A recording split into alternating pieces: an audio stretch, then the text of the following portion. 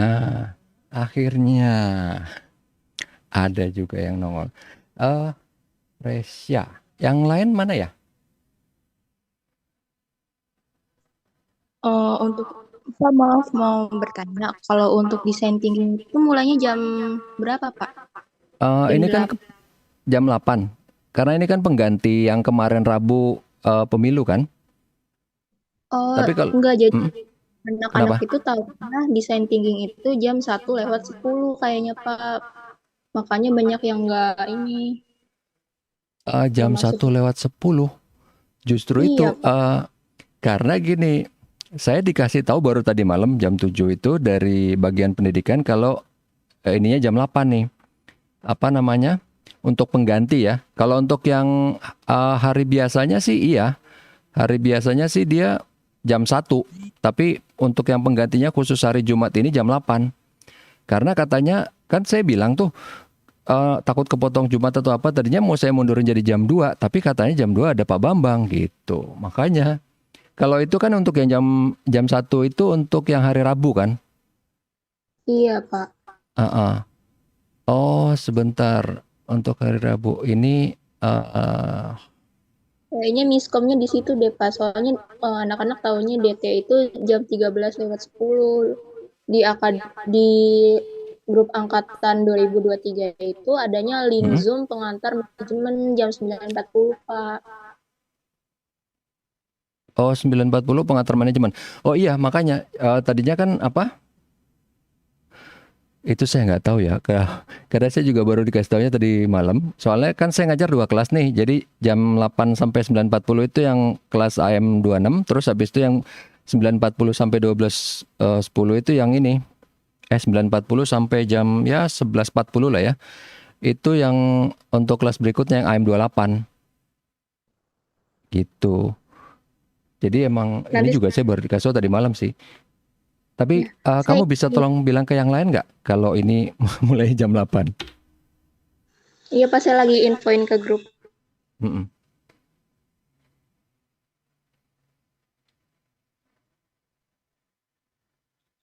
Bapak saya boleh minta nomor Bapak nggak biar dibikinin grupnya? Oh iya, Grup khusus design thinking. iya 0811 Eh, 0811 977 977 595. 595. Iya, 0811 977 595 ya, Pak. iya, Ya, bentar ya, Pak. iya.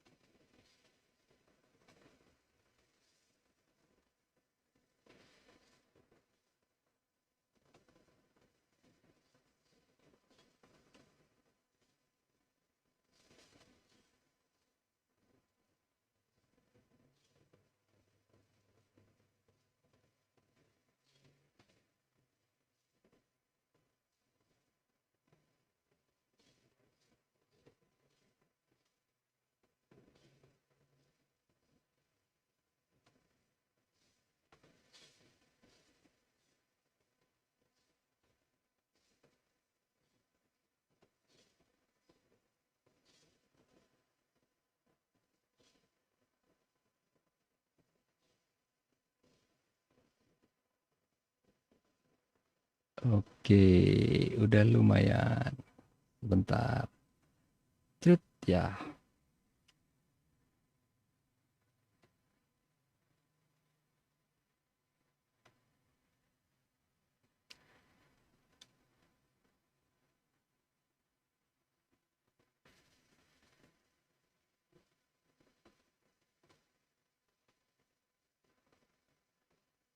Ya, kita bisa mulai pelan-pelan kali ya. Nggak apa-apa karena ini baru perkenalan. Tapi ya itu tadi apa? Emang saya juga baru dikasih tahu tadi malam. Tapi surat pemberitahuan surat tugasnya belum ada gitu. Jadi saya juga bingung kan. Begitu dikasih tahu Pak besok ngajar jam 8 dua kelas gitu kan jam 8 sampai jam 10.40, kemudian jam 11 sampai eh, jam 10.40 sampai jam 11.40 ya. Nah, kan saya bilang kepotong Jumatan bla bla bla, tapi ya udah nggak bisa juga. Nggak apa-apa. Ini kalau untuk yang pagi sih nggak ada masalah. Cuman ya itu tadi masalah link di link di itunya ya, di pemberitahuannya karena memang normalnya kan Rabu jam 13.10 ya. Tapi ini karena pengganti kemarin di hari Rabu tuh kan lagi ini ya, pemilu ya. Tapi ngomong-ngomong pada nyoblos semua nggak ini? Tadi si yang pertama kali masuk oh Resya ya. Resya kamu nyoblos nggak? Tenang aja saya Kenapa? nggak nanya. Ah, kamu nyoblos nggak? Nyoblos, Kena, Pak. tenang aja saya nggak nanya siapa kok. Oke, kita mulai aja. Ini nantinya ada tugas kelompok gitu ya. Kelompoknya saya udah bagi. Kalian udah bisa akses add link nggak? Di add link itu udah ada, tapi nanti kita lihat nggak apa-apa. Kita mulai aja dulu ya. Assalamualaikum warahmatullahi wabarakatuh. Selamat pagi, salam sejahtera untuk kita semua. Kita akan mulai kuliah perdana untuk si design thinking ini. Kita di pertemuan pertama ini kita akan membahas konsep dasarnya. Tapi seperti biasa, kalau ada yang belum kenal saya, nama saya Yudi Yunardi. Saya banyak berkecimpung. 13 tahun saya di bank dan 9 tahun saya di IT sama startup dan 4 tahun di bagian khususnya di dunia pendidikan. Dan kompetensi saya untuk yang gede-gede aja ya di big data, di AI, ML, sama di digital banking, fintech, sama digital marketing. Tapi kalau mau lihat lebih lengkapnya bisa nanti lihat di LinkedIn saya ini. Saya udah kasih untuk PowerPoint-nya saya udah kasih linknya, ada di add link sama ada juga di si akad. Kalau di si akad itu saya kasihnya full semua ya. Jadi ada satu folder mulai dari pertemuan pertama sampai pertemuan terakhir. Udah saya taruh di situ ya. Tapi kalau misalnya mau ngeliat di add link aja, di tiap pertemuan juga saya kasih linknya. Oke. Ini link untuk LinkedIn saya, ini link untuk si akadnya. Waktu itu saya taruh di sini karena dulu awal-awal gitu ya.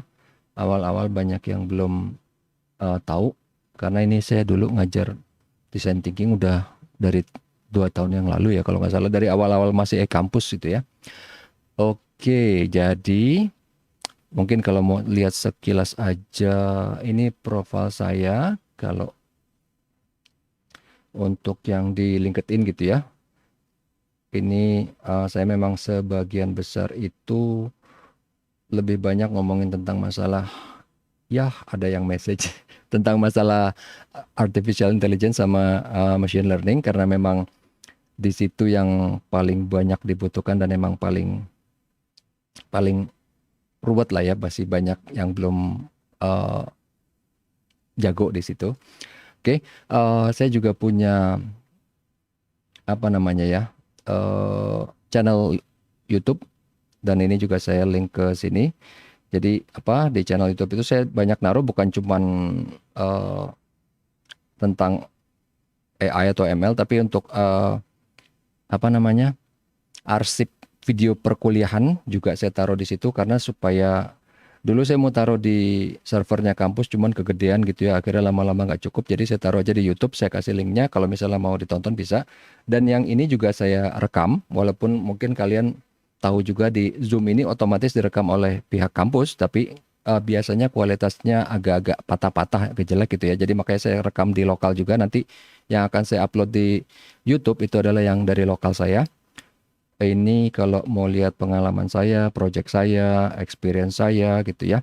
Ada di sini, sertifikasinya juga ada sini. Kebanyakan kalau mau disebutin satu-satu, ini projectnya.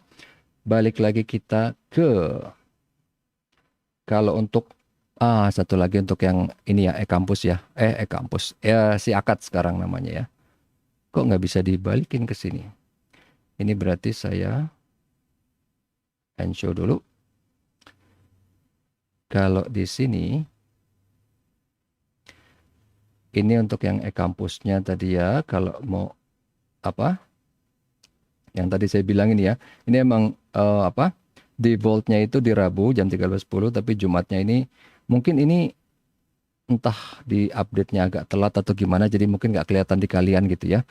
Sama di sini di add link juga. Nah ini yang saya bilang tadi, kalau di add link ini per sesi udah saya taruh, tapi yang di sini untuk yang di Siakat itu saya juga kasih linknya untuk Google Drive ya. Google Drive ini suatu folder semuanya materi kuliah dari awal sampai akhir, tapi per sesi juga ada di sini. Itu ada di ini link Zoom, ada di ini ada, oh iya nanti ada tiap pertemuan itu ada quiznya online di Google Form, di sini ya bisa diakses. Ini materinya juga bisa diakses di sini. Kalau kita lihat ini PowerPoint-nya juga. Balik lagi. Nah, ini Google Form-nya ada linknya di sini. Mana dia? Ini dia. Jadi kalau quiz itu sebenarnya gini, nggak usah takut mau dikerjain bener atau salah, nggak masalah. Ini intinya bagi saya itu cuman untuk absensi.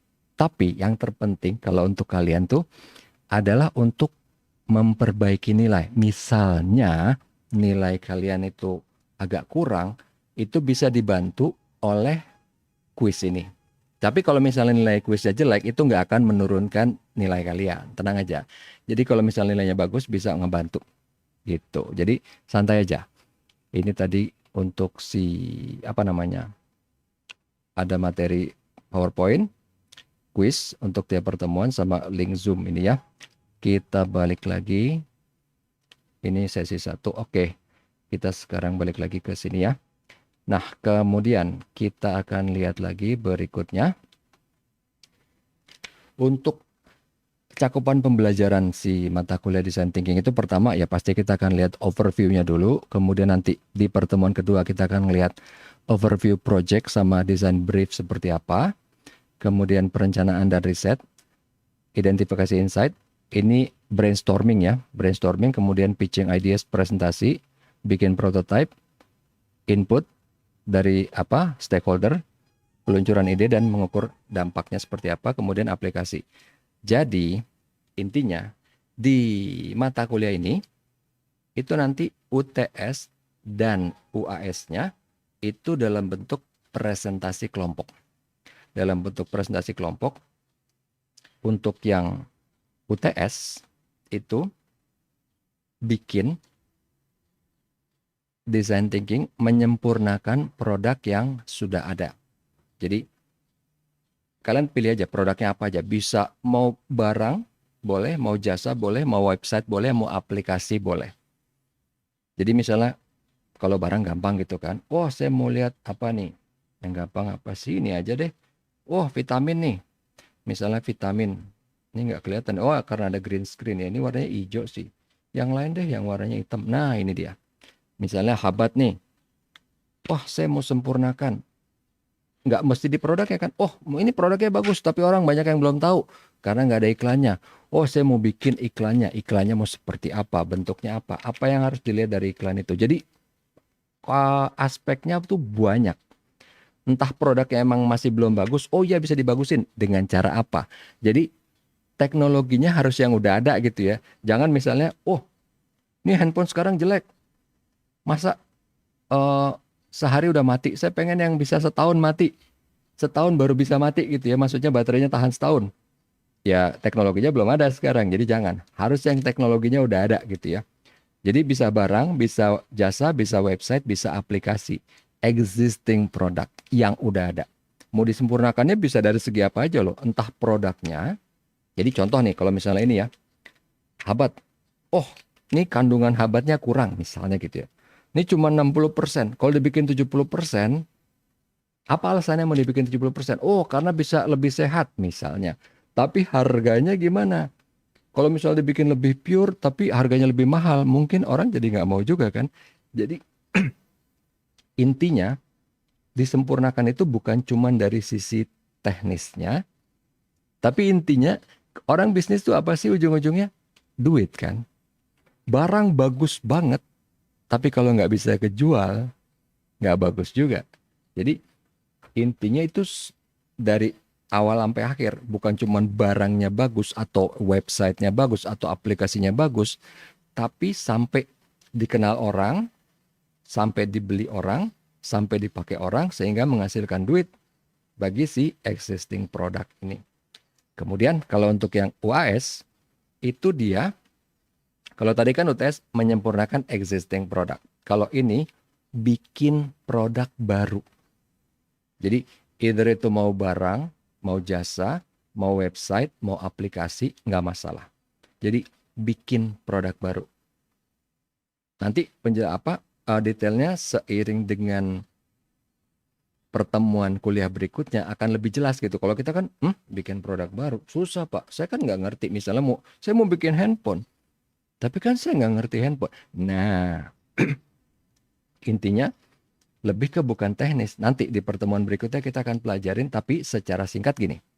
Secara singkat, kita bikin produk itu buat apa sih? Buat dijual, supaya orang beli. Orang ngapain mau beli? Karena dia punya kebutuhan kan? Karena dia punya kebutuhan. Jadi misalnya apa? Oh kalau handphone buat komunikasi kan? Handphone udah banyak. Misalnya kita bikin handphone yang biasa tapi murah banget, bisa kan? Ya, tapi again yang saya bilang ya harus bisa make sense gitu. Jangan misalnya, oh saya mau bikin handphone yang biasa harganya 100 perak, ya nggak mungkin kan? Kecuali kalau bilang, Pak saya bisa, misalnya nih, ini contoh aja ya. Saya punya budak banyak gitu, nggak usah dibayar, bisa gitu kan? Walaupun itu sebenarnya eh, nggak akan bertahan lama, bentar lagi juga digerebek pemerintah, habis sudah selesai kan? Tapi intinya kita bikin produk baru. Produk baru itu misalnya, oh handphone yang udah ada jelek, yang bagus begini begini begini misalnya. Dia kita bikin yang pakai apa? Kalau sekarang yang udah mau mulai muncul itu kan pakai artificial intelligence, walaupun sebenarnya udah banyak gitu ya. Atau misalnya jangan handphone ya, kacamata sekarang terlalu gampang patah. Kita bikinnya pakai eh, plastik atau mungkin silikon atau apa gitu ya. Tapi intinya nih ada kebutuhan orang yang sekarang ini mungkin udah terpenuhi, mungkin belum. Kalaupun udah terpenuhin, mungkin ada aspek yang kita bisa bikin lebih bagus dengan menciptakan produk baru. Kalau tadi kan menyempurnakan. Ini kita bikin produk yang baru, yang completely baru. Jadi bukan berarti, wah apa Pak semua barang sekarang udah ada. Misalnya bikin apa ya, handphone, tapi handphonenya gede banget gitu kan, 20 inch misalnya gitu ya. Karena belum ada. Kenapa? Kenapa bikin 20 inch? Oh, karena banyak orang yang perlu misalnya. Atau mungkin handphone sekarang kegedean, susah masuk kantong. Bikin yang kecil lagi kayak zaman dulu bisa. Atau ya tadi saya bilang kacamata. Kacamata sekarang terlalu gampang patah misalnya. Atau apa lagi ya. Kan nggak mesti itu. Oh, biasanya sih kalau yang mau lebih gampang juga, website misalnya. Oh, kita mau bikin website apa? Website mungkin kayak Groupon atau apa gitu ya. Atau mungkin hmm, kita mau bikin, ini sebenarnya udah ada di luar negeri tapi di Indonesia belum ada ya.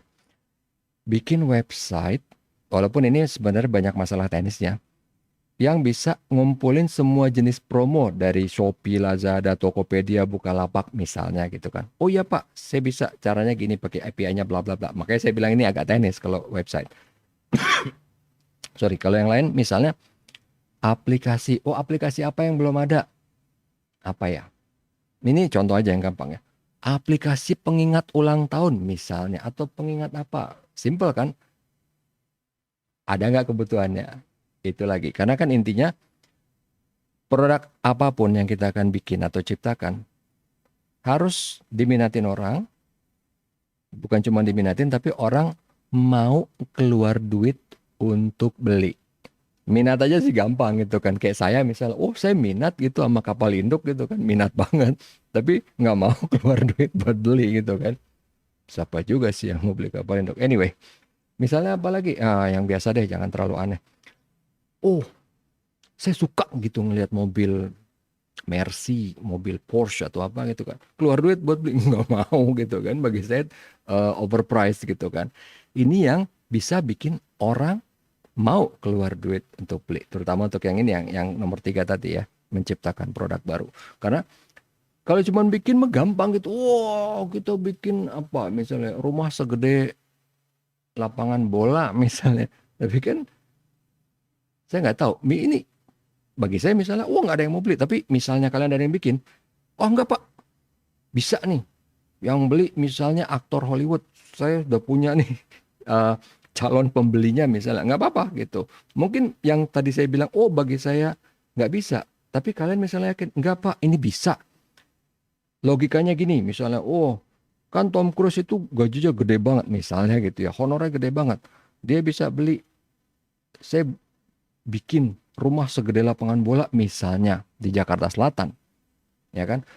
Tom Cruise mampu beli, mau, tapi dia mau nggak tinggal di Jakarta Selatan? Ya nggak, banyak kan aspeknya, itu dia maksudnya. Tapi nanti kita akan pelajari lebih detail di tiap pertemuan nanti ya. Oke, sekarang kita lihat dulu pertama-tama apa sih? Kenapa design thinking? Mungkin banyak yang mikir atau mungkin ada yang udah pernah tahu gitu ya. Design thinking itu apaan sih? Gitu. Ada yang tahu nggak? Siapa ya? Raisa Hasna. Raisa Hasna. Ada orangnya nggak? Tara, Raisa. Raisa, kalau Raisa nggak, ada. Raisa, mati Iya. lagi. Menurut kamu, apa yang kamu ketahui tentang design thinking?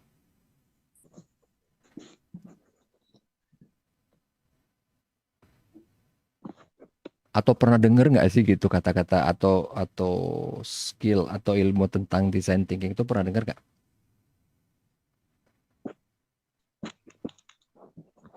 Gambaran dari hasil pikiran, bukan? Gimana gimana? Kalau nggak pernah dengar nggak apa-apa, nggak apa-apa. Justru kan makanya di sini kita belajar. Cuman tadinya saya mikir ada yang tahu nggak kira-kira? Kalau misalnya nggak, oke. Ke yang lain, ke yang lain. Nurbaiti ada nggak Nurbaiti? Ini perempuan semua ya? Nurbaiti ada nggak Nurbaiti?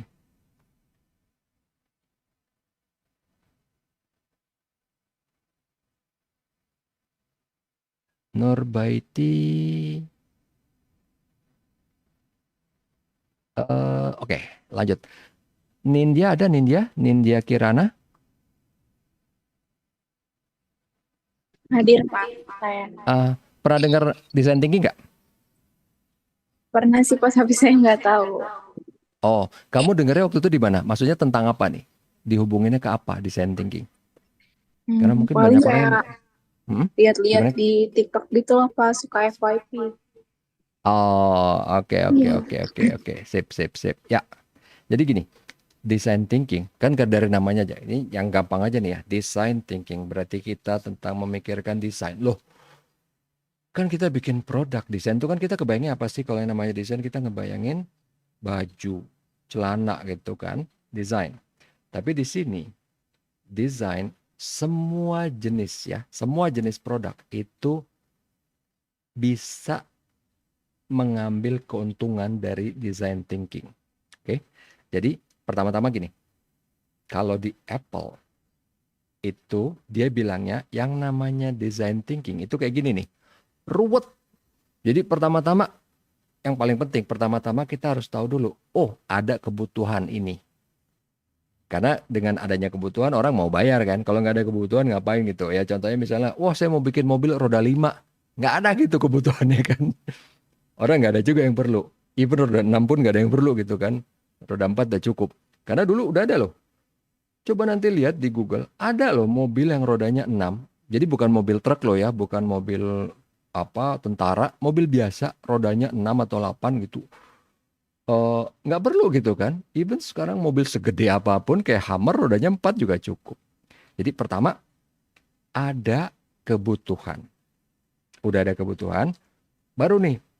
Kenapa di sini digambarinya ruwet, ruwet banget. Nanti di project kita baru lihat yang namanya ruwet itu seperti apa. Tapi gambaran singkatnya gini.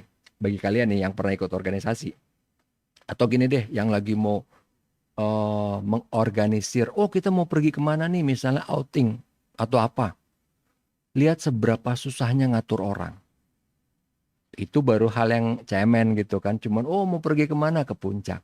Kalau ini banyak yang harus dipikirin, banyak ada constraint, ada batasan kendala budget, ada kendala waktu, ada kendala tempat segala macam. That's why makanya bilangnya oh ruwet kayak gini.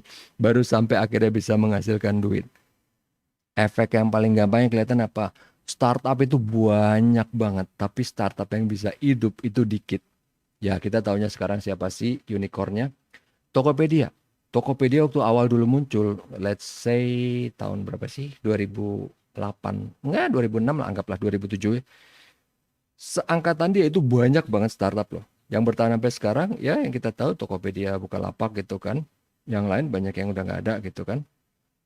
Itu maksudnya. Jadi di project itu rumitnya karena banyak orang, constraint biaya, constraint waktu gitu ya. Dan ketidakpastian.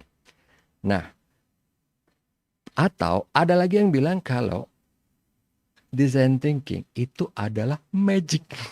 Jadi ya mungkin kalau kita sering lihat iklannya Apple gitu ya atau apa gitu kan. Wah, ini ya anggaplah kita awalnya dulu pakai Apple berapa sih iPhone, let's say iPhone 6, 7 gitu kan. Wah, begitu ke iPhone 14 Pro Max, ini udah kayak magic, ini keren banget. Wah, ngambil foto pasti bagus terus atau apa gitu kan.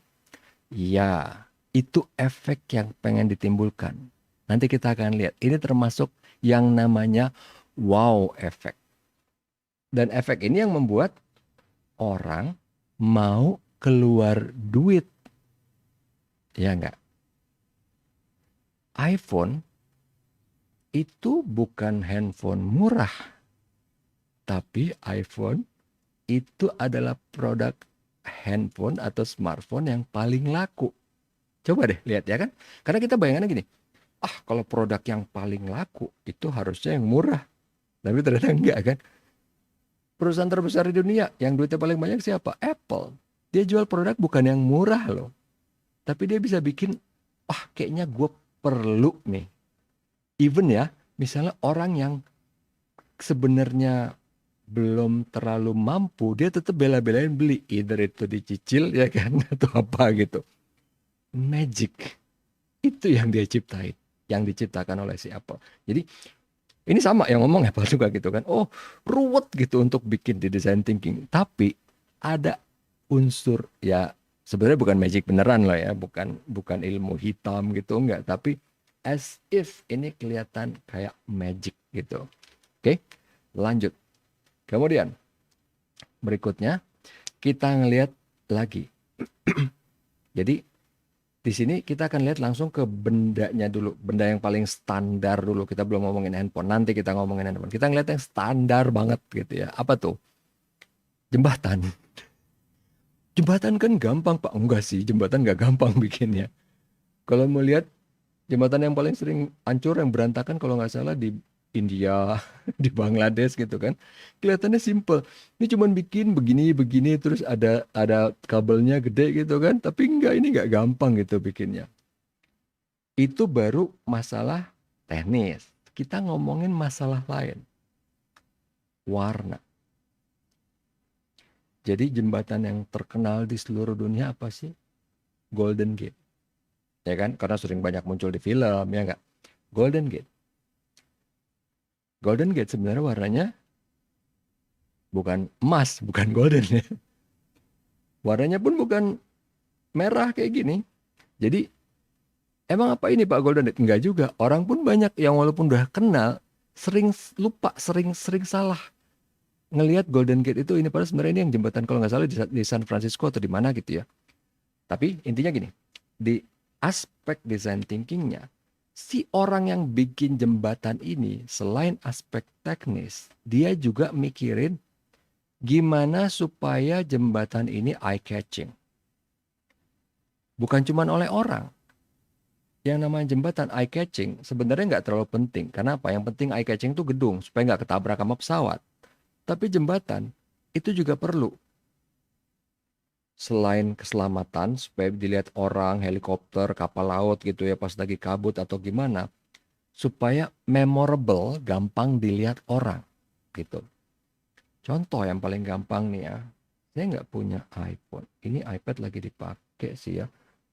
Ada yang masuk. Misalnya deh ya, nih tablet Samsung S ya, S series apa? Contoh yang gampang aja. Nih tablet biasa gini bentuknya kan, kotak gitu kan. Mana sih ininya? Nah, kayak gini.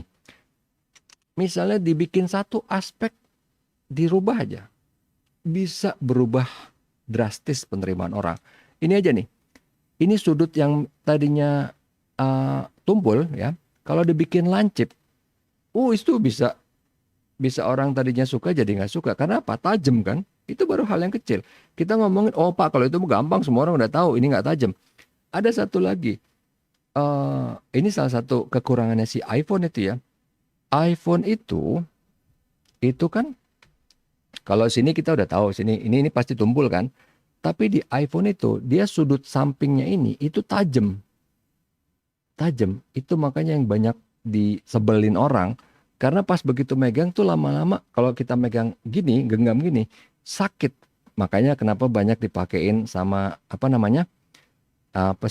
dipakein casing gitu. Itu hal yang kecil kan, kecil banget. Simple banget, cuman itu doang. Itu aja bisa bikin produk itu either jadi memorable atau enggak. Oke. Tapi masalah design thinking itu banyak banget aspeknya. Jadi nggak cuman di desain, tapi juga di teknis. Karena kalau zaman dulu nih gini, yang gampang ya. Bikin aja produk yang bagus. Ntar orang juga pada beli. Kalau desainnya jelek, nggak ada yang beli. Sebagus apapun juga. Karena sebelum eranya iPhone, itu handphone. Yang penting pokoknya RAM-nya gede, storage-nya gede, kameranya bagus, terserah mau desainnya jelek, orang tetap beli. Tapi begitu iPhone muncul, orang jadi sadar, oh perlu juga nih supaya enak dipegang, perlu juga nih enteng, perlu juga nih tipis gitu. Oke. Itu kenapa design thinking itu akhirnya jadi penting di mana-mana. Karena kalau iPhone ini handphone yang paling laku ya. iPhone secara teknis speknya itu nggak tinggi. Coba liatin RAM-nya. Wow, yang lain ada yang 6 giga ya kan, ada yang 12 giga. RAM-nya yang Android ya.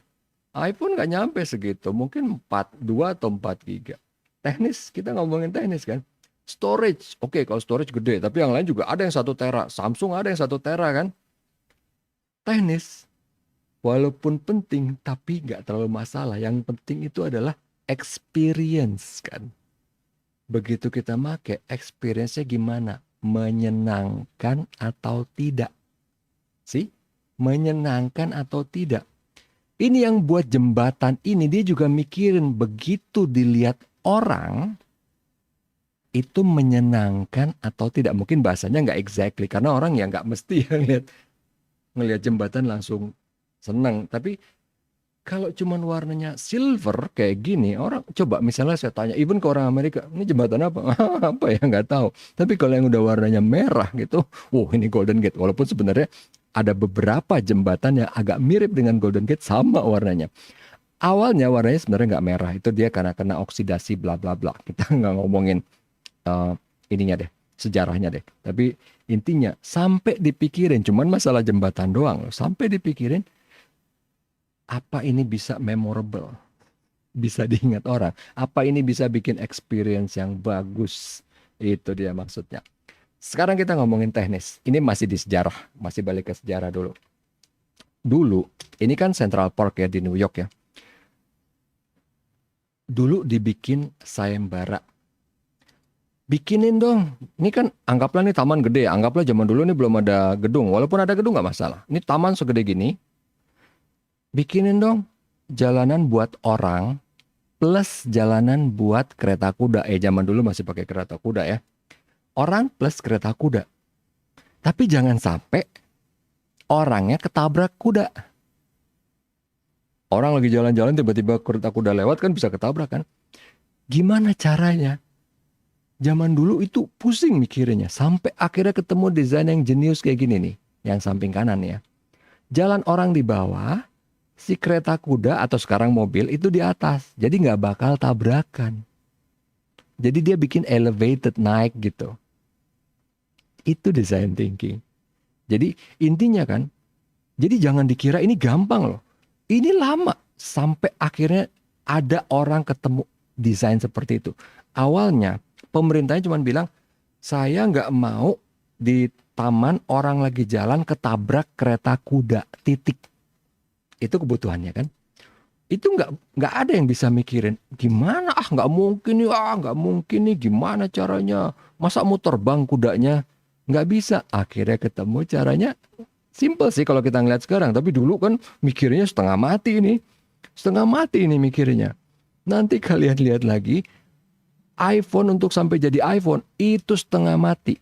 Saya kasih cerita singkatnya. Project iPhone yang pertama itu orang-orang yang terlibat di dalamnya. Kita bukan ngomongin Steve Jobs-nya. Kita ngomongin orang yang beneran kerja di dalamnya.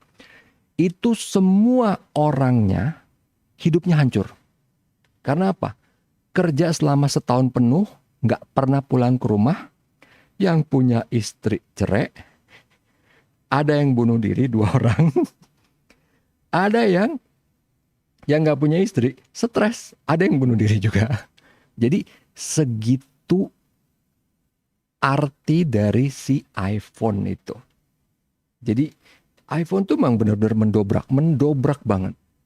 Nanti kita lihat di sini kok, tenang aja di pertemuan ini. Kenapa dia ngedobrak banget? Tapi sekarang kita lihat yang ringan dulu. Design thinking itu bisa muncul karena kepepet. Contohnya apa? IKEA. Kita di sini, kita ada nggak sih? Oh ada IKEA. Jadi yang terkenal dari IKEA itu apa sih? Pertama murah. Kenapa dia bisa murah? Karena kita bisa ambil sendiri barangnya, kita bisa rakit sendiri barangnya. Emang gimana sampai dia bisa ketemu ide itu? Kepepet. Ceritanya gini. Ceritanya, ini ada manajer di IKEA dulu ya, yang beli banyak. Tapi dulu masih dirakit di toko yang ngerakitin. Orangnya nggak ada yang mau ngerakit. Ini udah mau diambil. Mana meja saya? Mana meja saya? Ah, belum jadi Pak, maaf Pak, belum jadi. Oh, lama banget sih. Panik kan dia. Gimana ya? Pak, mau nggak Pak? Saya kasih diskon. Bapak rakit sendiri. Mau deh, daripada saya nunggu lama. Ah, diambil lah tuh meja. Belum dirakit. Dia kepikiran, ini belum ada staffnya juga, staffnya kurang gitu kan, mau ngambil staff lagi, ini waktu itu udah booming nih IKEA tuh, udah banyak yang beli. Nggak bisa nih, biar cepat kejual gimana nih, akhirnya didiskon, maksudnya anggaplah tadinya harganya berapa ya, 1 juta. Udah deh 600.000, ambil sendiri, nanti rakit di rumah ya. Itu nggak ada pikiran apa-apa loh, itu kepepet manajer. Akhirnya jadi heboh kan. Jadi heboh. Dulu belum ada yang kayak gitu. IKEA yang pertama kali. Wah, jadi banyak yang beli. Orang beli macam-macam. Ada yang bilang, oh IKEA aja murah. Walaupun murahnya karena apa? Karena nggak dirakit kan? Karena diambil sendiri kan?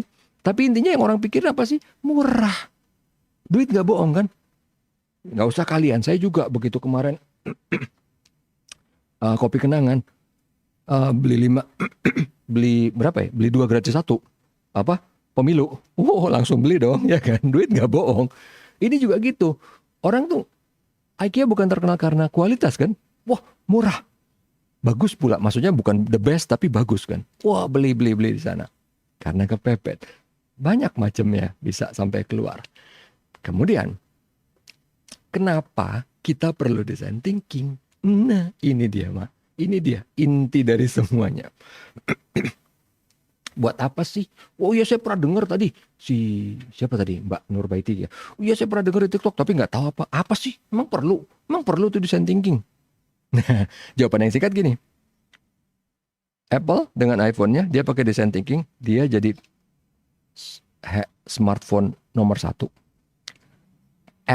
Perusahaan Apple-nya di perusahaan nomor 1 di dunia. Jadi yang lain sebetulnya udah pernah ada yang pakai, tapi dia yang benar-benar diutilize banget, dipakai banget. Jadi kenapa perlu design thinking? Intinya, ini yang pertama kali dilakuin Apple, mengerti apa yang diinginkan oleh konsumen, yang bahkan konsumen belum sadar waktu itu kalau dia perlu. Ini kata kuncinya. Tahu apa yang diperlukan konsumen. Kalau itu semua orang udah bisa kan. Oh, semua orang perlu alat komunikasi, perlu ini bla bla bla, tahu. Tapi apa yang ini kayaknya diperluin tapi konsumen belum sadar. Nah, itu belum banyak yang bisa tahu kan? Nanti kita lihat di sini apa yang saya maksud. Jadi di sini intinya kita harus tahu banget apa yang dibutuhkan oleh konsumen. Karena kalau enggak, ya itu kayak startup gitu kan. Wah, kayaknya bikin ini bagus nih, gagal. Bikin ini kayaknya bagus nih. Kok nggak ada yang beli ya? Entah karena kemahalan, entah karena produknya nggak praktis, entah karena jelek, ya kan? Karena kalau nggak ada itu, nggak ada yang company ini nggak bakal bisa berhasil gitu. Yang nggak ada yang beli produknya, bisnis kan duit kan. Wah, produk bagus banget, tapi kemahalan, nggak ada yang beli, ya kan? Ya anggaplah misalnya apa sih? Oh, ini handphonenya bagus banget, tahan peluru, tahan bom, tahan apa segala macam. Nggak cuma tahan air sampai 1 meter, bisa tahan air sampai 1 kilometer di bawah air gitu kan, bisa tahan sampai seminggu di bawah air, tapi harganya 3 triliun gitu kan. Bagus sih. Orang yang punya duit juga ngapain gue beli handphone 3 triliun gitu kan misalnya. Bagus, cuman ya itu balance gitu antara ini orang bener pengen, tapi willingness untuk keluar duitnya sama nggak gitu kan? Ada yang pengen, ada yang butuh, misalnya apa ya, tentara deh, butuh handphone yang kena bom nggak apa-apa misalnya, atau kena tembak nggak apa-apa. Tapi emang negara mau bayarin satu prajurit handphone 3 triliun? Oh nggak usah. Mending handphone biasa, kalau rusak beli lagi ya kan? Ya nggak gitu. Itu maksudnya. Jadi diperluin, tapi bisa dijual gitu loh. Ada yang mau beli, banyak yang mau beli, nggak cuma satu gitu kan. Mungkin yang 3 triliun ada gitu ya yang mau beli, misalnya presiden lah ya, udah satu doang, nggak ada lagi yang mau beli. Jadi harus yang marketable, bisa dijual gitu. Oke, itu yang pertama tadi. Kedua, ini yang juga menarik, bisnis dan desain, ya kan? Kita mikir, bikin aja produk bagus, pasti orang tahu, pasti orang beli, ya nggak? Sini kita mau ngeliat bedanya antara bisnis dengan desain. Pertama, untuk masalah asumsi, untuk masalah proses, bisnis itu rasional kan? Ya nih, beli roti 60.000 kemahalan, rasional gitu kan? Objektif, dan dia di sini juga yang namanya reality itu fix dan bisa diukur. Nah, kalau desain masalahnya itu subjektif, ya kan? Reality itulah sesuai dengan social constructed. Apa Pak? Gampang sekali. iPhone, iPhone Pro, iPhone 14 Pro Max, atau mungkin sekarang yang 15 deh. Berapa harganya? 20 juta. Ya kan? Kita misalnya walaupun punya duit, mahal banget, mending beli motor. Tapi tanya yang pakai, ya gimana ya, abis bagus gitu, ngambil kameranya bagus, ngambil videonya sekelas sinema segala macam gitu kan, subjektif kan? Itu maksudnya. Di situ jenisnya si Apple gitu. Yang subjektif benar-benar dibikin heboh gitu, dibikin wow banget sehingga orang bilang, kayaknya iya nih, gue perlu nih. Tapi coba, padahal kan tanya gitu yang punya iPhone 14 Pro Max.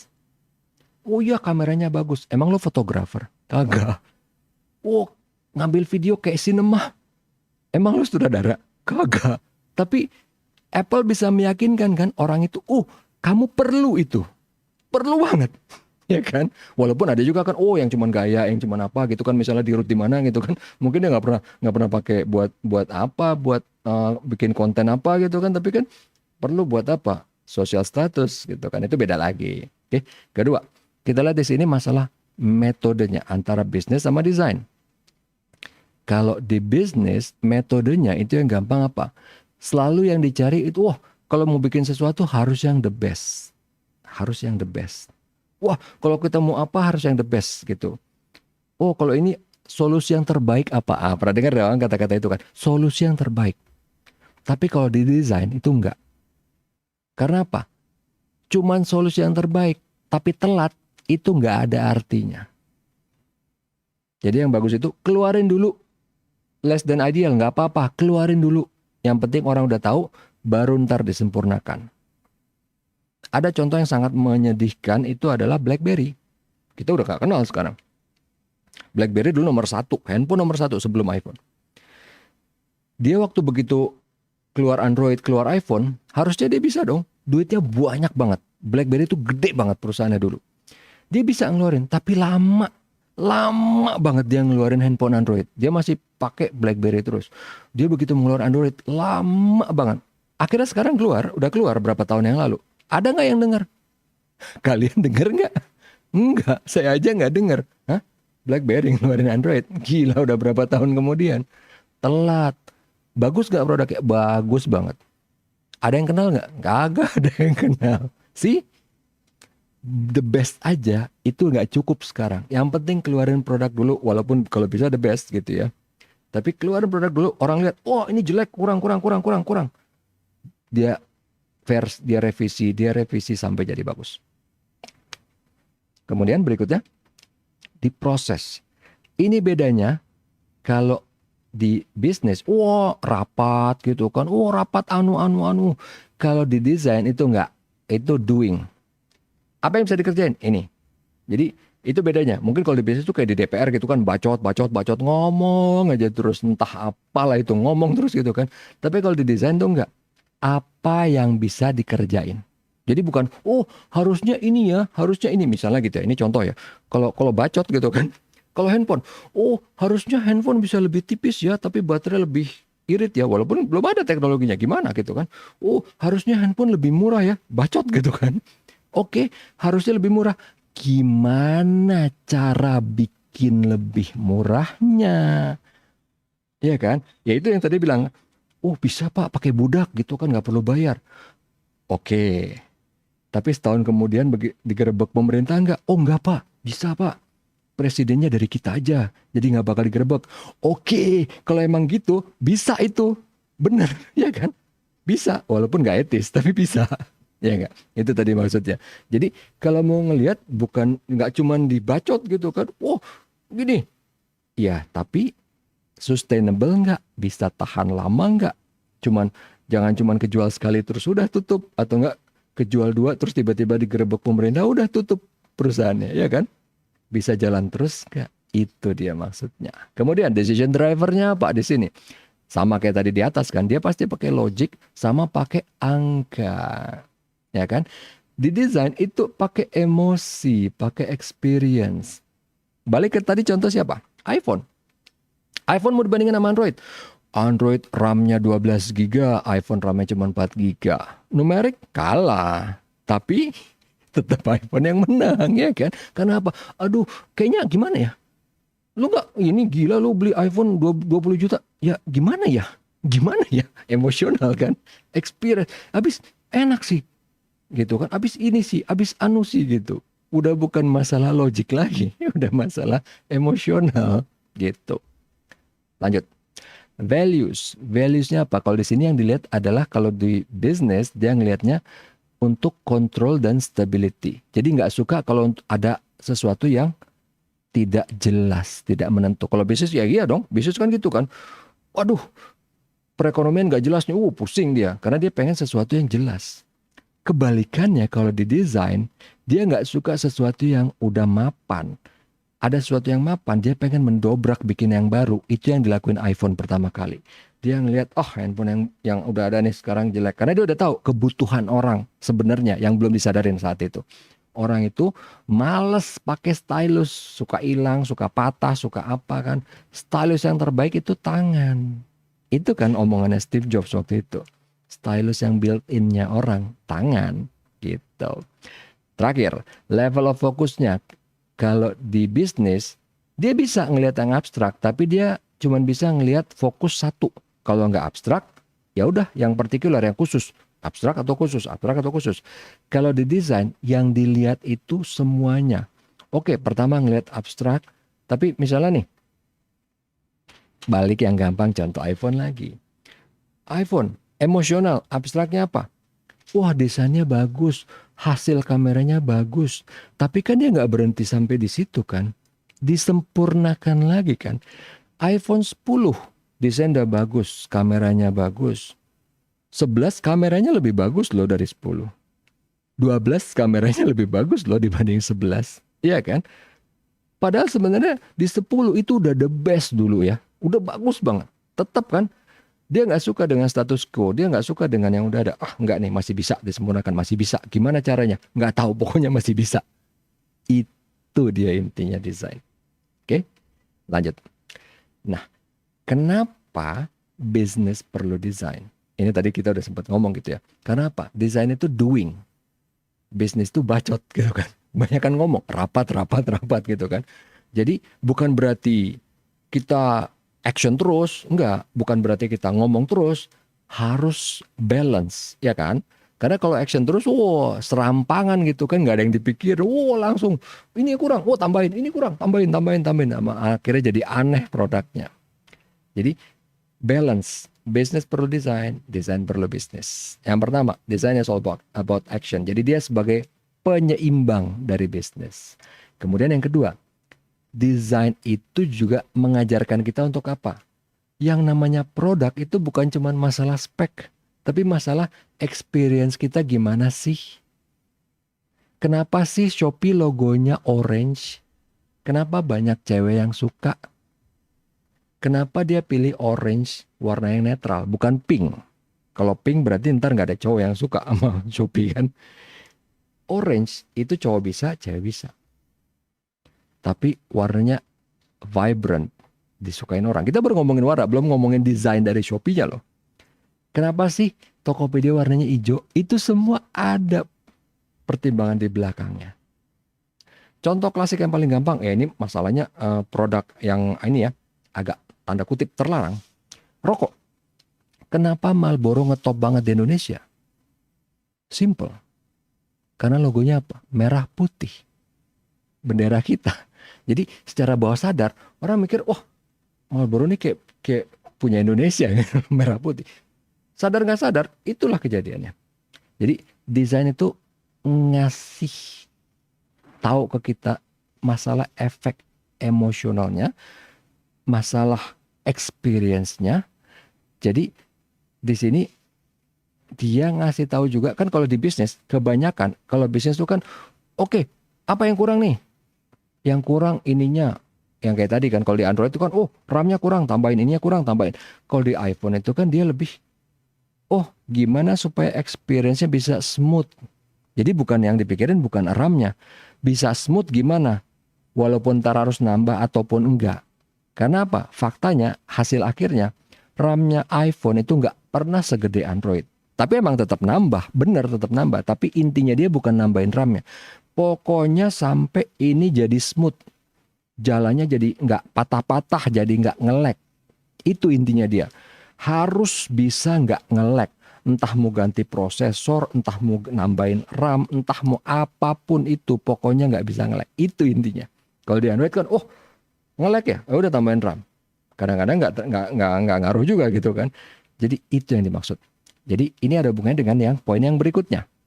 Desain itu tailored dengan dealing with uncertainty. Nah, ini yang hebatnya di desain. Karena kan kalau di bisnis, ada uncertainty dia nggak bisa ngapa-ngapain. Dia paling sebel sama uncertainty. Kalau di bisnis, justru di uncertainty itu, di keadaan yang nggak pasti itu, dia bisa ngambil keuntungan. Jadi, waktu di iPhone, ntar kita lihat di sini ya. iPhone pertama kali muncul, itu udah stabil banget. Pasar handphone tuh udah stabil banget.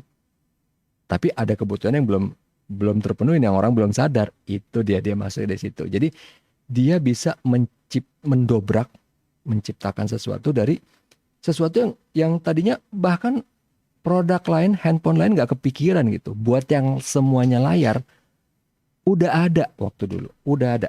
Tapi yang masih harus pakai stylus. Dia bikin pakai tangan. Nanti kita lihat detailnya ya.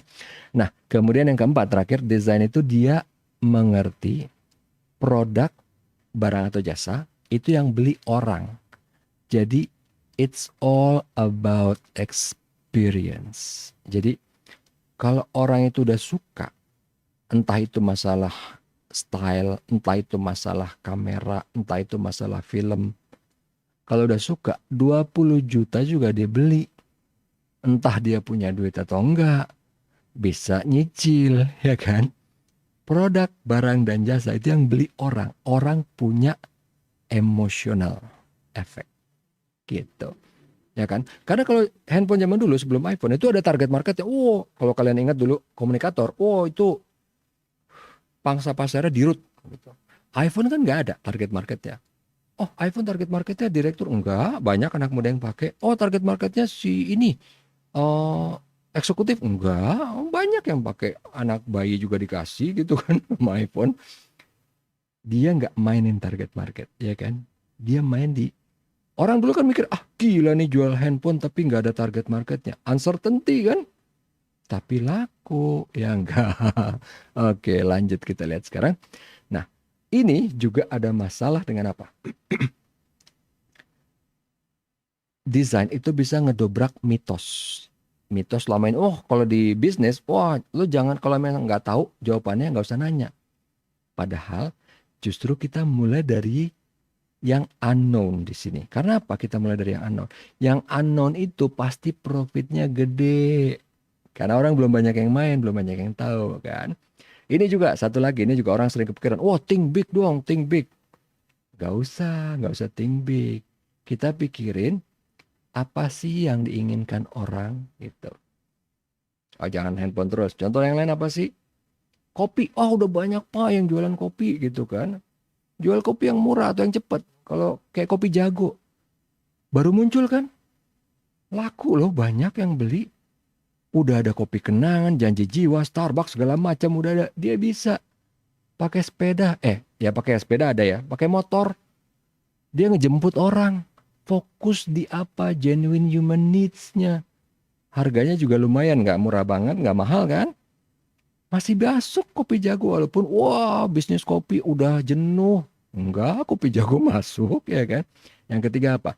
Kalau emang idenya itu bagus, duit pasti akan datang. Enggak juga. Kita harus, kalau idenya bagus tapi orangnya juga harus tepat. Orangnya tepat, dia bisa mecahin masalah, baru duitnya datang. Oke? Nah, kemudian di sini ini yang tadi ya sama kayak kasus BlackBerry ya. Harus hati-hati. Diukur harus 2 kali, baru motongnya sekali. Measure twice, cut once. Harus hati-hati. Enggak. Ya walaupun bukan berarti harus serampangan, tapi harus cepat. Karena apa? Kita di sini nggak sabaran. Orang di dunia digital ini nggak sabaran. Telat, udah dilupain orang. Ya kan? Kalau dulu, harus berani dan bisa ngambil keputusan. Enggak. Sekarang itu kita harus mengeksplor segala jenis option. Option apapun itu juga. Itu dia bedanya. Kemudian yang terakhir, kita udah punya solusinya. Oke, kita jual. Kalau misalnya kita sendiri nggak percaya, nggak akan ada yang orang lain yang percaya. Jadi, kalau ini kan kita langsung jual gitu kan. Tapi kita harus percaya dengan diri kita sendiri. Believe gitu kan. Enggak. Percuma mau believe sampai kapanpun kalau emang produknya nggak bisa memenuhi kebutuhan, nggak bakal kejual. Lihat apa yang harus dipenuhin oleh problem ini. Jadi kita harus mecahin problem apa untuk customer. Baru begitu udah, nanti customer akan ngomong sendiri, oh ini produk bagus loh, oh ini produk ini loh gitu. Ya kan? Dari mana? Testimoni, ya kan? Oke. Nah, kenapa desain perlu bisnis? Makanya tadi harus seimbang. Ini produk udah ada. Contohnya, walaupun ini orang iseng bikin ya, untuk ngasih tahu bahwa emang desain itu perlu bisnis. Ini nanti kalau kalian mau lihat di internet ya, ini ada orang bikin lipstick panjangnya 1 meter. Lipstick panjangnya 1 meter. Buat apa? Ya kan? Ada gak sih yang beli? Nggak bakal ada. Produknya ada? Ada produknya. Entah mungkin buat main pedang, buat apa. Atau ini, bikin toaster pemanggang roti. Dia rotinya bisa mental 2 meter. Nggak penting kan? Tapi ada produknya. Kalau bisnis design thinking dibikin liar jadi kayak gini nih. Atau apa nih? Jam yang detiknya itu sampai akurat banget, sampai berapa digit ke belakang. Penting nggak? Enggak. Kenapa?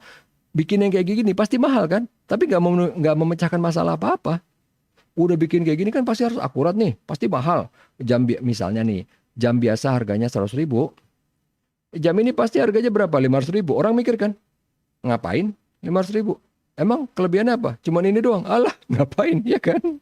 Itu dia maksudnya. Kenapa desain perlu bisnis? Sekarang kita lihat iPhone yang dari tadi kita udah omongin ya. Awalnya iPhone apa sih? Ini iPhone pertama. Ini iPod.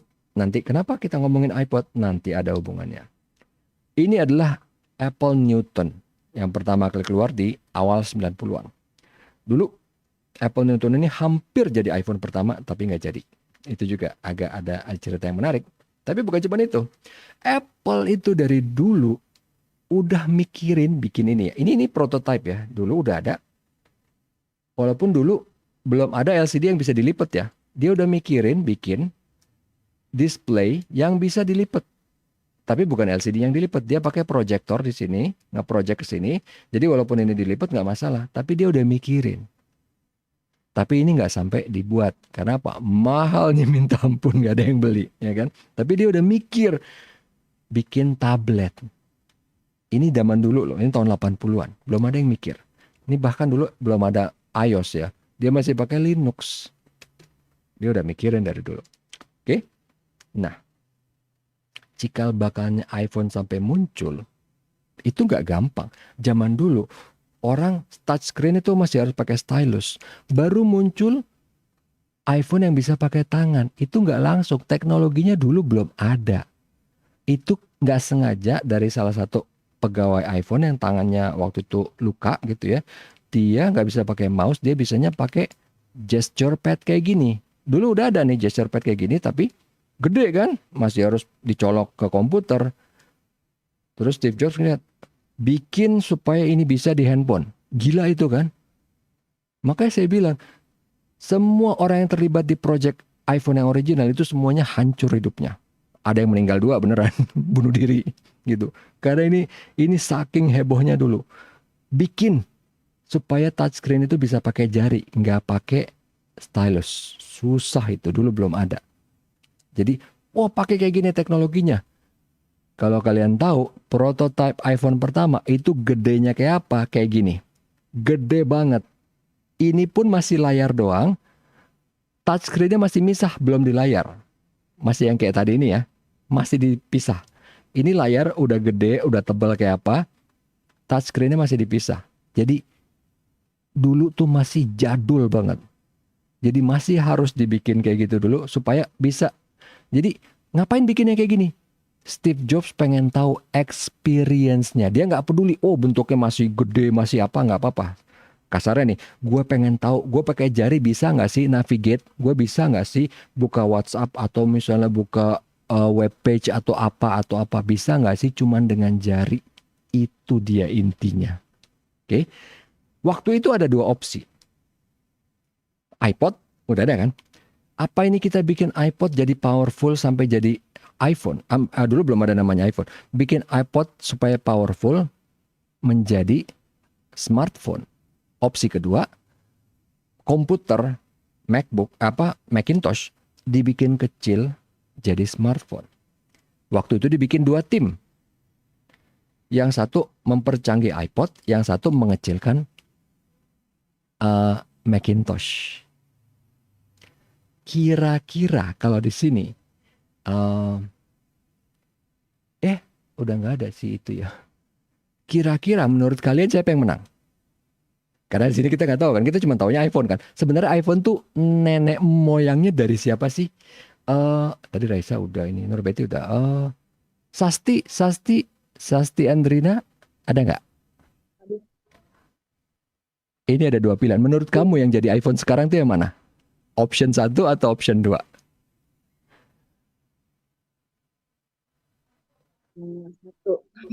Satu. Nah, oke, good. Nggak apa-apa. Gini. Yang satu, awalnya semua orang gitu mikirnya. Yang paling gampang, udah ada iPod, tinggal ditambah-tambahin modul apa, jadi. Ya kan? Udah jadi. Ini ada 2 tim terpisah di Apple waktu itu. Bikin yang iPod, mempercanggih iPod dan mengecilkan Macintosh. Ya kan? Yang iPod yang jadi duluan, tapi Steve Jobs nggak puas. Gue nggak suka ini. Bikin lagi lebih gimana. Sampai si orang di iPod-nya nyerah, nggak bisa. Ini udah mentok. Oke. Akhirnya Steve Jobs ngeliat yang ini Macintosh dikecilin. Tapi inget ya, ini jadul ya, tahun 80-an ya. Teknologi saat itu belum bisa kecil banget kan. Bayangin aja nih, prototipe masih kayak gini. Steve Jobs nggak mikirin itunya. Dia ngeliat experience-nya begitu dia coba. Iya, gue pengen yang kayak gini. Iya Pak, tapi nggak bisa kecil. Nggak mau tahu. Harus bisa kecil. Jadi sampai akhirnya kan pabrik iPhone yang di Cina, Foxconn itu kan juga banyak yang bunuh diri kan. Gara-gara itu. Kalau Steve Jobs sudah mau, gue nggak mau tahu. Teknologinya belum ada Pak. Bodoh amat. Pokoknya harus bisa gitu kan.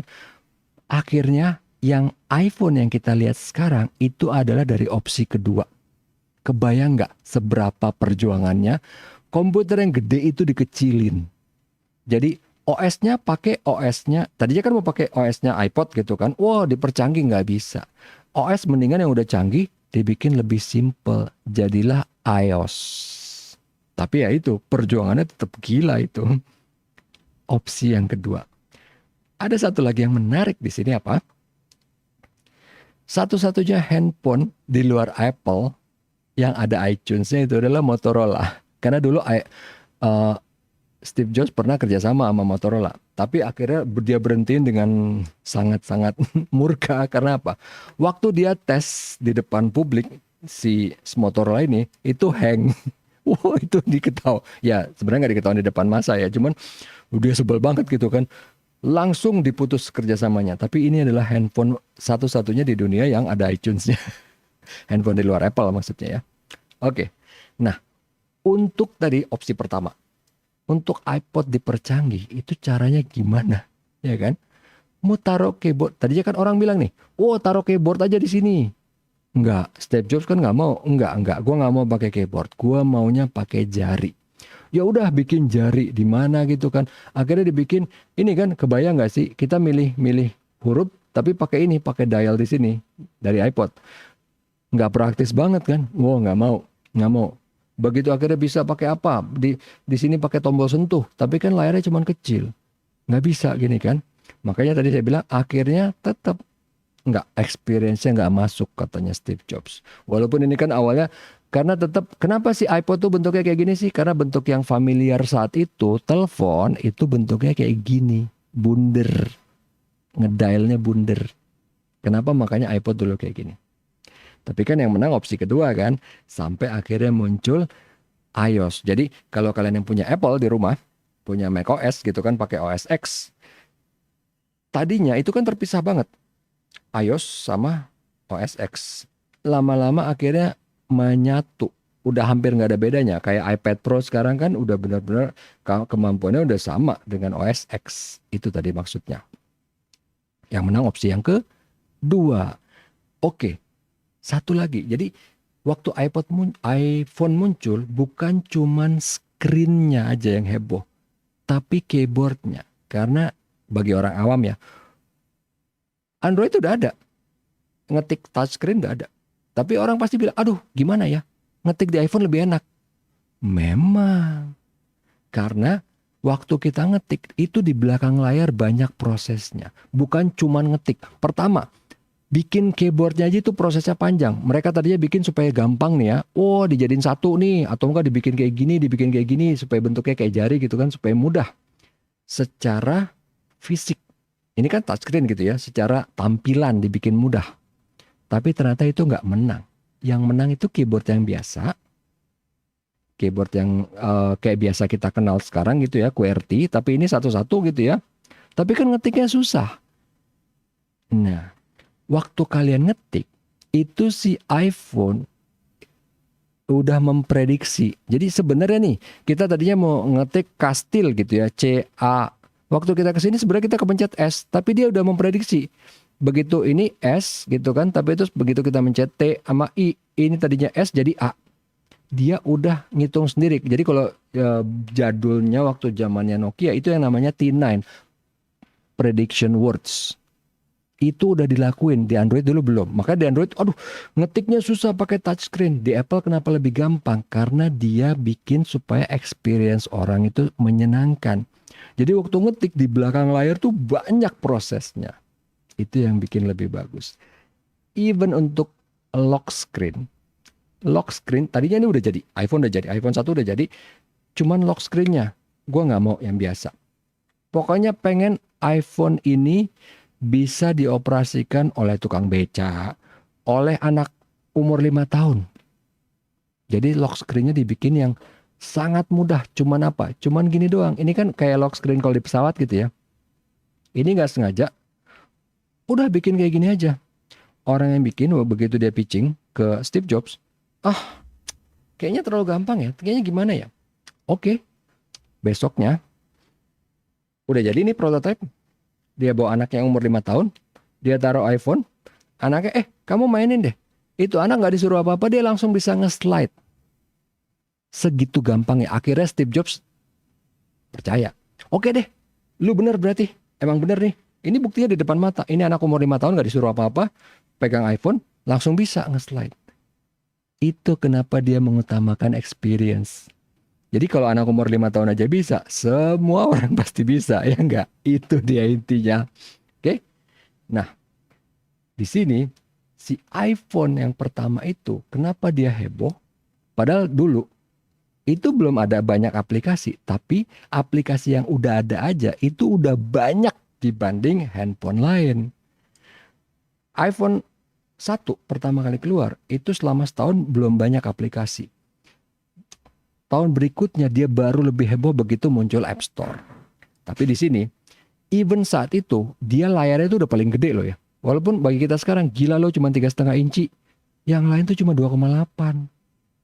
Sekarang kan kita 5,5 ya kan, 6 inci. Tapi dulu 3,5 ini udah gede banget pertama kali iPhone keluar nih. Yang lain tuh cuma 2,8, 2,5 inci gitu. Karena dia layar semua. Ini kan ada keyboard, ada keypad, ada tombol navigasi, ada apa gitu. Dia layar semua, mendobrak gitu kan. Nah yang tadi saya bilang, tahun berikutnya baru dia penjualannya meroket begitu udah ada App Store. Awalnya dia belum ada kan App Store. Dia bisa aja kayak BlackBerry kan, kita launchingnya tunggu App Store dong, ya kan. Tapi orang nggak bakal heboh kalau kayak gitu. Pertama kali dia muncul jeger walaupun belum ada App Store. Orang udah heboh kan, waduh keren nih. Belum ada App Store padahal kan. Itu aja udah keren. Begitu ada App Store, lebih gila lagi itu di tahun berikutnya. Itu tadi maksudnya. Oke. Nah, di sini ini sekilas saja kita akan ngelihat yang namanya design thinking. Pertama kita akan lihat apa sih yang kita mau bahas. Oke, ini bisa nggak kalau misalnya masalah ini kita atasin? Gimana caranya? Oke, kita udah bisa atasin. Terus atasinnya bukan dengan cara biasa. Ada nggak yang bisa bikin orang itu wow? Ya kan?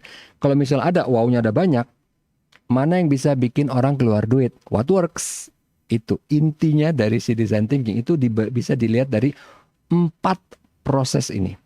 Jadi semua inovasi itu pasti intinya awalnya apa? Kita harus bisa akurat ngelihat, oke, ini ada kebutuhan customer, apa kebutuhannya dia yang belum dipenuhin atau bisa disempurnakan dari yang udah ada sekarang gitu. Jadi yang namanya future itu bisa kelihatan kalau kita bisa, ini ada ketidakpuasan akan produk tertentu. Kalau kita bisa memenuhi itu, produk kita bisa jadi laku gitu.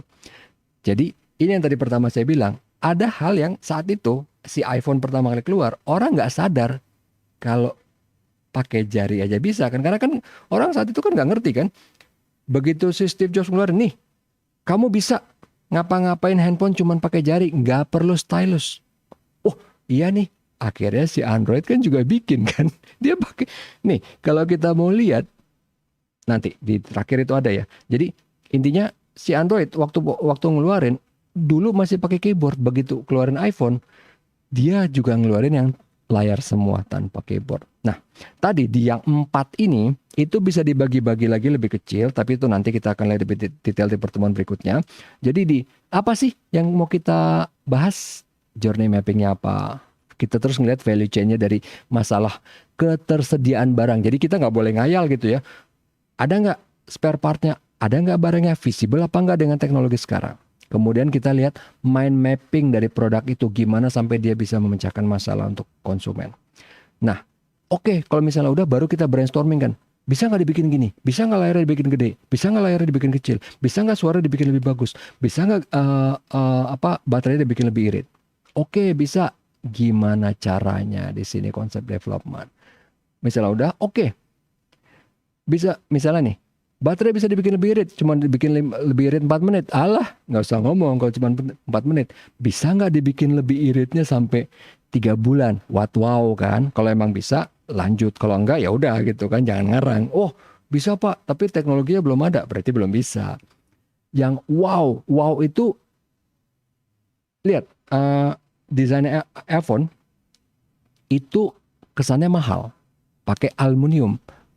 Padahal aluminium itu lebih murah dibanding plastik ABS. Aneh kan? Tapi kelihatan jadi lebih mahal. Itu dia. Bukan berarti kita harus nyari barang yang lebih mahal. Kadang-kadang dengan lebih murah itu malah terlihat mahal. Wow-nya kan, wow efek. Dengan aluminium si iPhone bisa terlihat mahal. Padahal nggak lebih mahal. Terlihat mahal. Itu yang penting. Wow efeknya. Kita ngeliat dari assumption testing kita akan mulai, kemudian kita bikin prototipenya.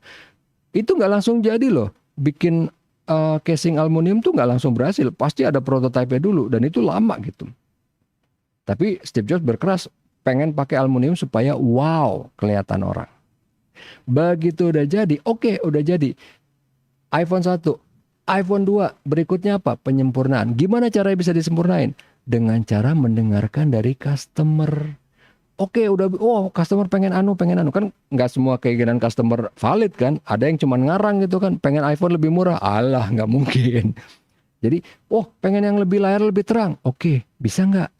Coba di launching. Kalau misalnya berhasil, oke, terusin. Kalau nggak bisa nih, teknologinya belum bisa, oke, ditahan. Sama kayak tadi gitu kan? Yang iPad jadul itu kan, belum bisa teknologinya, ya udah, tungguin lagi sampai nanti bisa. Tadi kita lihat di sini, pertama yang penting, apa tuh? Pertama yang penting itu kita lihat dari sisi visualisasinya, ya dong. Kelihatannya gimana? Kelihatannya bagus apa enggak? Itu yang pertama. Sebentar. Kemudian,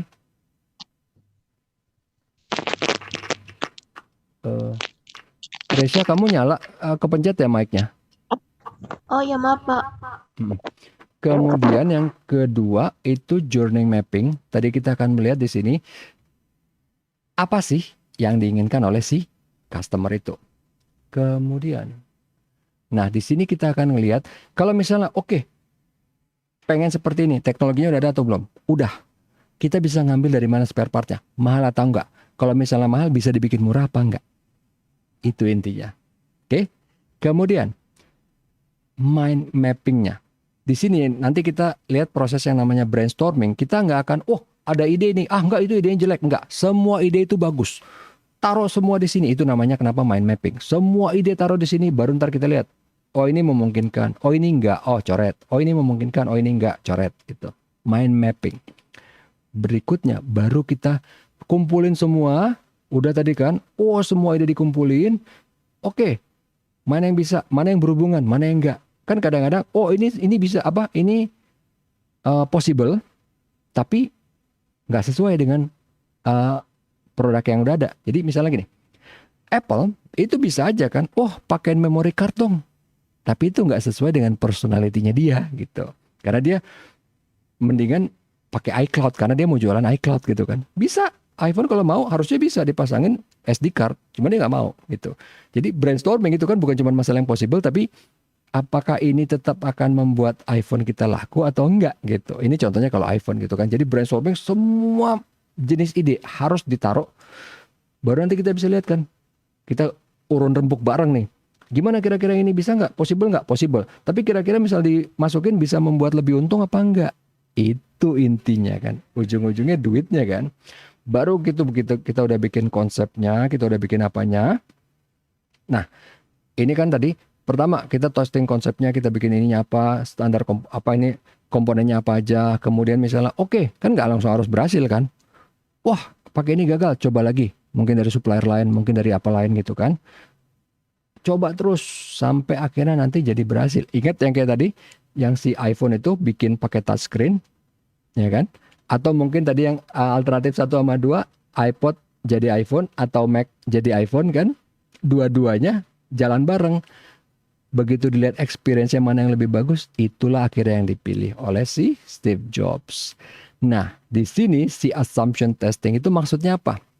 Kita udah tahu knowledge yang kita punya apa sekarang. Kira-kira bisa nggak dibikin yang tadi kan, teknologinya ada atau enggak? Jarak antara knowledge yang kita udah punya sekarang dengan angan-angan kita itu yang namanya gap. Ada gapnya. Sebenarnya teknologinya ada nggak sih? Jangan-jangan cuma kita doang yang belum tahu. Enggak Pak, emang teknologinya belum ada. Kita nggak bisa ngapa-ngapain. 940 ya? Iya. Ini sebenarnya sebentar. Ini kayaknya udah selesai kok. Tenang aja. Pengantar manajemen. Ini tadi di konsep production untuk rapid prototyping sama customer co-creation itu biasa. Sama learning launch tadi kita udah sempat bahas. Bentar lagi ya, ini kayaknya 2 menit lagi selesai. 9.40 ya. Yang pengantar manajemen online juga kan? Sebentar, ini tadi learning launch itu apa sih? Learning launch itu begitu kita pertama kali launching, kita nggak langsung launching ke semua orang, tapi kan kita launching kemana? Biasanya kalau kalian pernah dengar yang namanya beta tester. Oke, launching ke beberapa orang dulu, lihat efeknya kayak gimana. Bagus, terusin. Kalau enggak, emang apa jeleknya? Baru diperbaikin. Itu tadi maksudnya learning launch. Nah, pas, ya agak mepet sih. Tapi nggak apa-apa. Ini nanti kita akan kita nggak bahas sekarang karena tadi juga mulainya agak telat gitu ya. Nanti ini kita akan bisa ulang lagi di pertemuan kedua mengenai tugas kelompok. Tadi kan udah sempat sih bahas sih, cuman mungkin tadi belum banyak yang hadir. Tugas kelompoknya seperti apa, ini apa. Nah, tapi nanti kalian kalau mau bisa lihat di PowerPoint-nya, kalau ada yang nggak jelas bisa nanti tanya di pertemuan kedua gitu ya. Nanti di pertemuan kedua ini juga akan saya bahas kok. Rata-rata di tiap pertemuan ini akan kita bahas nanti tugas kelompoknya seperti apa gitu.